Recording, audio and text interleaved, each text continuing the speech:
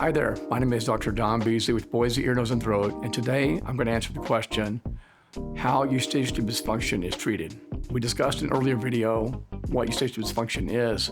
How it's treated is several ways. Most cases of Eustachian tube dysfunction will resolve on their own because they're usually related to a cold or sinus infection that will resolve by itself. If it persists more than a week or two, it's often good to go ahead and start on medications. That can range from nasal saline rinses to medicated nasal sprays like nasal steroid sprays, antihistamines, decongestants, antibiotics should the dysfunction of the Eustachian tube turn into an ear infection. For those cases that don't resolve after a certain period of time, it's probably best to seek out help from an ear, nose, and throat doctor. What we offered in the past was putting a tube in the eardrum like little kids get when they get ear infections.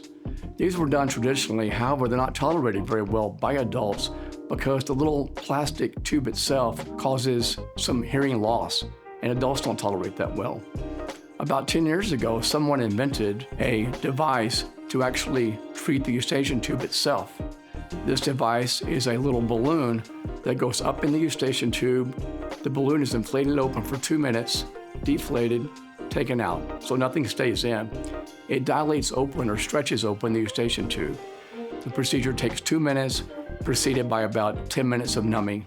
Done as an outpatient. Patients are awake for this but mildly sedated. They go home with a day of recovery at the most.